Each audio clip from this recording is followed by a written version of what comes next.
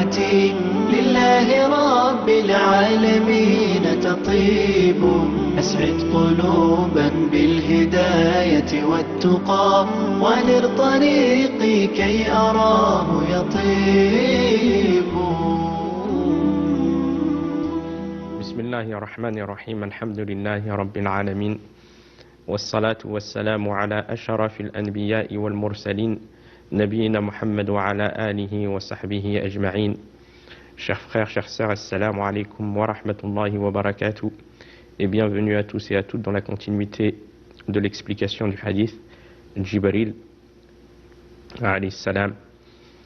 Et nous étions arrivés à la question de Jibril au messager d'Allah sallallahu alayhi wa sallam: akhbirani عن الإيمان. فقال النبي صلى الله عليه وسلم: الإيمان أن تؤمن بالله وملائكته وكتبه ورسله واليوم الآخر وأن تؤمن بالقدر خيره وشره. Donc, le messager d'Allah sallallahu alayhi wa sallam a répondu à cette question en disant que la foi est le fait de croire en Allah, en ses anges, en ses messagers, en ses livres, au jour dernier et au destin bon et mauvais. Et nous nous sommes arrêtés à l'explication de la croyance aux anges. La croyance aux anges.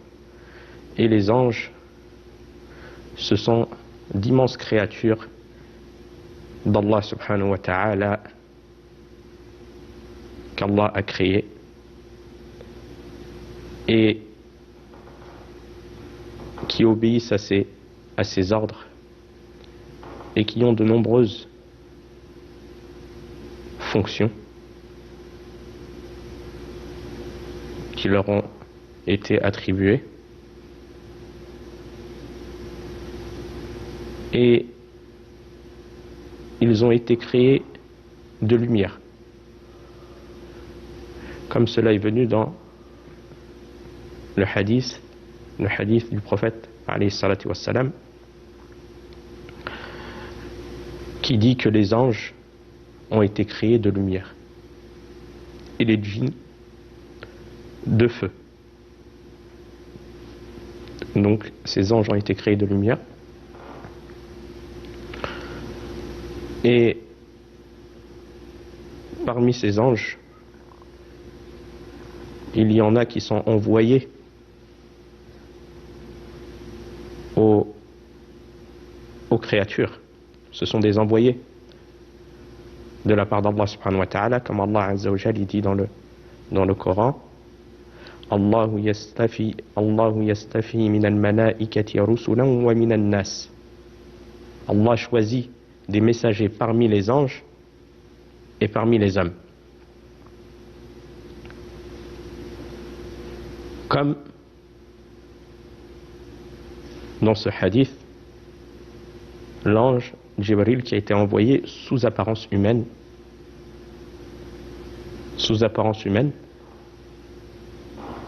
au messager d'Allah sallallahu alayhi wa sallam, dans le but d'instruction et de cette religion. Et aussi, l'ange Jibril, il s'est présenté à Maryam, mère de Jésus, comme il est venu dans le Coran: فَتَمَثَّلَ لَهَا بَشَرًا سَوِيًّا. Jibril qui se présenta à Marie sous l'apparence d'un homme parfait.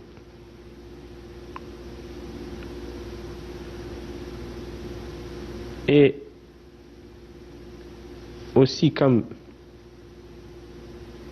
l'histoire d'un homme qui est parti visiter son frère en Allah,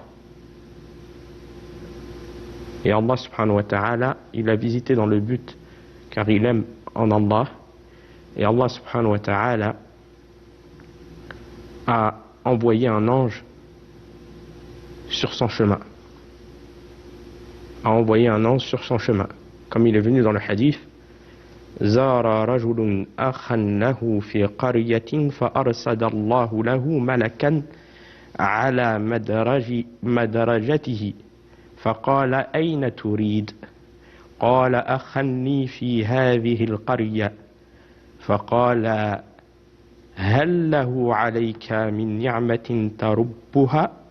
قال لا، إلا أني أحبه في الله. قال فإني رسول الله إليك أن الله أحبك كما أحببته. Dans ce hadith,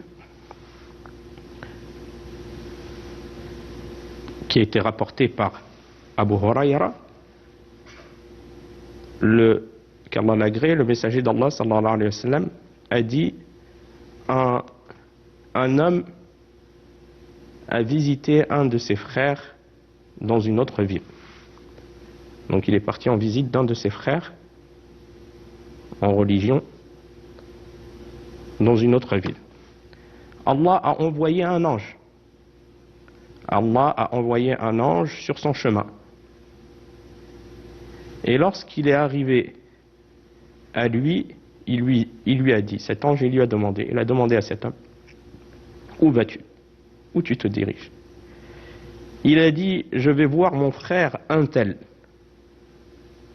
dans ce village. Il lui a dit, y a-t-il un bienfait, c'est-à-dire un intérêt particulier entre toi et lui, qui est la cause que tu te rends à lui? Et l'homme a dit non, c'est juste que je l'ai aimé pour Allah. Son seul intérêt, c'est qu'il a aimé cette personne pour Allah, il est parti le visiter pour cela. Il a dit, je suis le messager d'Allah. Cet ange, il a dit, je suis le messager d'Allah envers toi pour t'informer que Allah subhanahu wa ta'ala t'a aimé comme tu as aimé cet homme en lui, comme tu as aimé cet homme en Allah. Donc, les anges, ce sont des envoyés de la part d'Allah subhanahu wa ta'ala. Ils ont différentes missions. Et comme dans ce hadith, et ce hadith nous montre l'importance de l'amour en Allah, le fait d'aimer un croyant en Allah subhanahu wa ta'ala, et le fait de le visiter dans ce but-là, que ce ne soit pas un intérêt mondain, mais une visite car la personne, elle aime cette personne en Allah. Eh bien cela c'est une cause que Allah subhanahu wa ta'ala t'aime. Comme il est venu dans le hadith. C'est une cause que Allah subhanahu wa ta'ala t'aime. Tu vois une personne que tu aimes pour Allah subhanahu wa ta'ala. Et tu te rends à lui dans ce but-là. Pas pour autre chose, pas pour un intérêt mondain. Eh bien, tu mets l'intention par cela d'obtenir l'amour d'Allah envers toi, comme cela a été attribué à cet homme. Allah subhanahu wa ta'ala, il dit Allahu yastafi min al-malaikati rusulan wa min al-nas. Allah choisit des messagers parmi les anges et parmi les hommes. Et donc parmi les anges qui ont différentes fonctions, l'ange Jibril, qui est chargé de la révélation. L'ange Jibril qui est chargé de la révélation.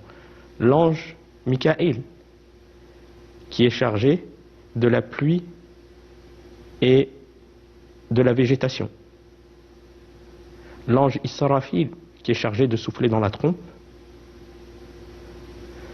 Et l'ange de la mort qui est chargé d'ôter les âmes des gens lors de la mort.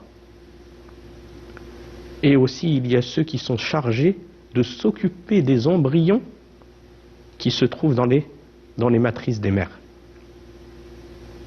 Ils leur insufflent la vie et on leur commande par ordre d'Allah subhanahu wa ta'ala d'inscrire 4 choses. Comme il est venu dans le hadith, le Nabi sallallahu alayhi wa sallam, il dit Inna ahadakum yujma'u khalquhu fi batni ummihi arba'ina yawman نطفة ثم يكون علقة مثل ذلك ثم يكون مضغة مثل ذلك ثم يبعث إليه ملكا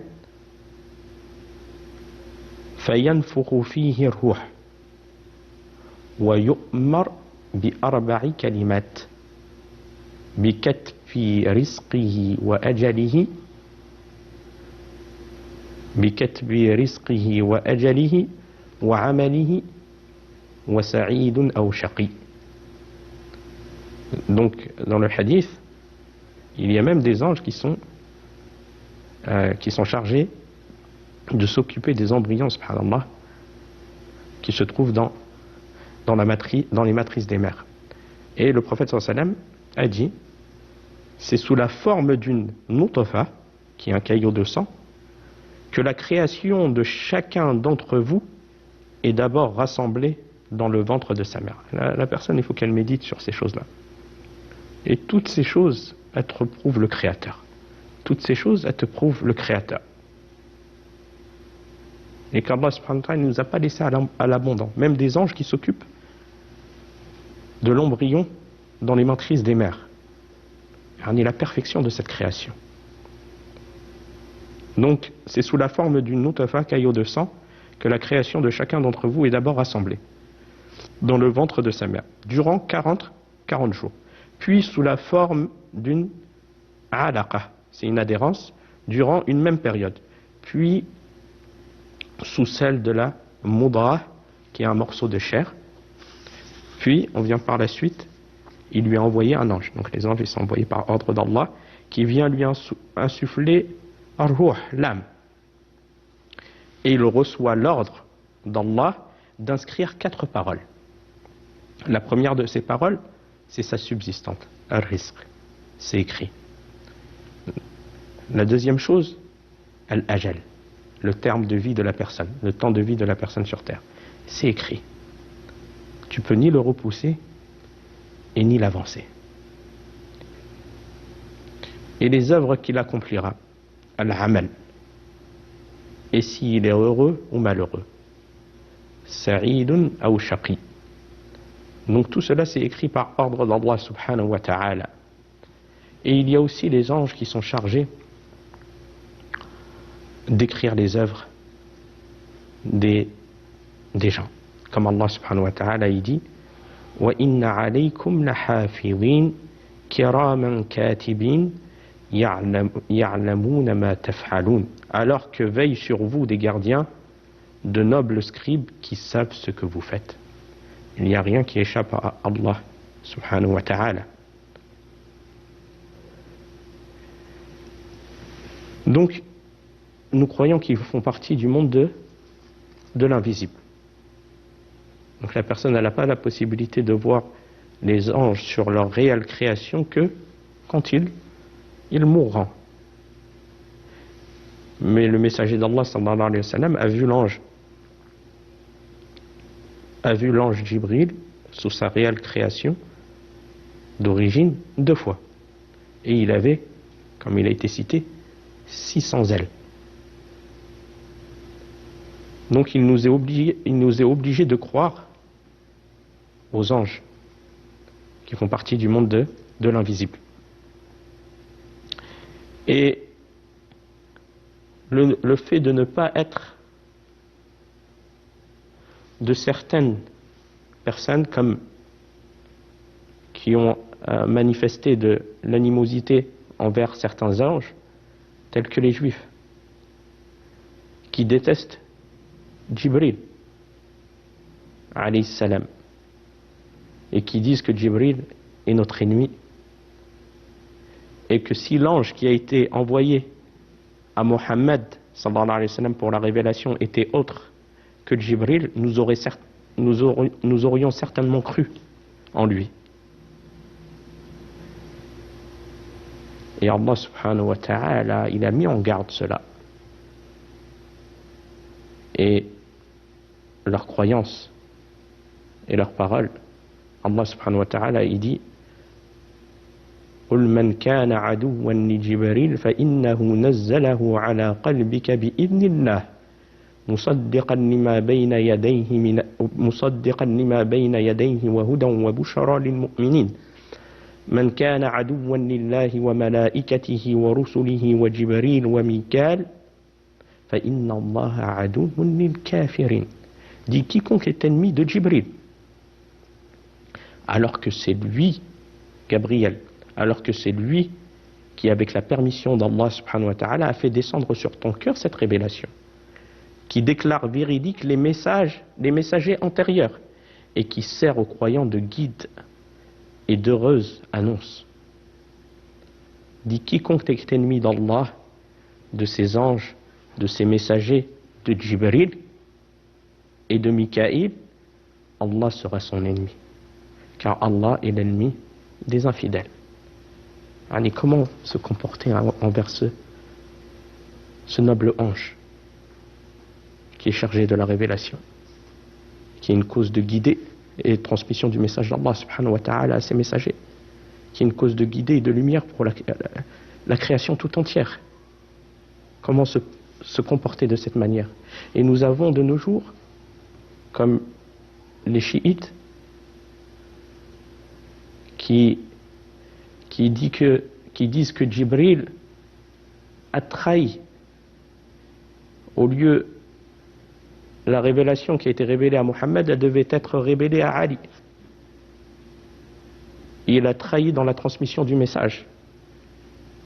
Comment la personne peut en arriver à se comporter de la sorte? C'est pour ça qu'il est demandé aux croyants de connaître la vérité et d'apprendre la vérité auprès de sources sûres, auprès des savants de la Sunna, qui toute leur vie propagent la bonne compréhension et œuvrent avec cela. La personne, elle se doit de chercher la vérité. Comme quand la personne, elle est malade, elle va chercher le bon médecin. Donc dans n'importe quel pays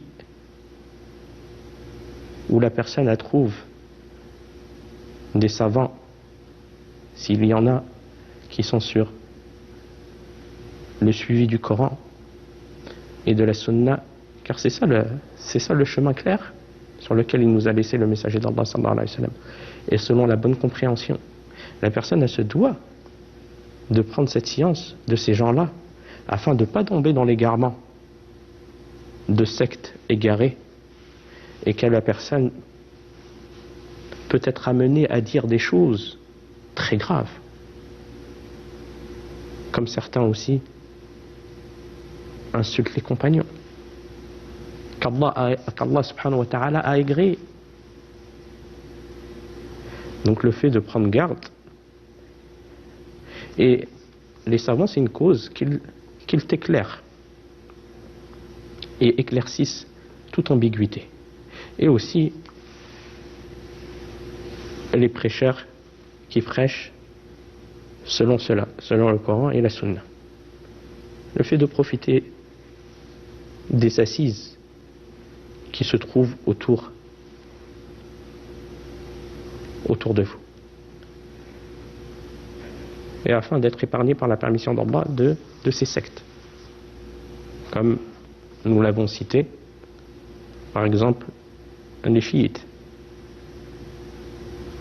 qui disent qui ont de l'animosité envers Jibril, et qui disent que il a trahi, Jibril a trahi la révélation. Alors, comment on peut être amené à de tels propos? Donc la personne elle doit prendre garde à cela et de connaître la vérité avec ses preuves et les gens qui appellent à cette vérité. Et on continuera bi'idhnillahi ta'ala dans l'explication de cela au prochain cours. Wa fil khitam hada wallahu a'lam wa sallallahu ala nabiyyina Muhammad wassalamu alaykum wa rahmatullahi wa barakatuh. بالهداية والتقى ونر طريقي كي أراه يطيب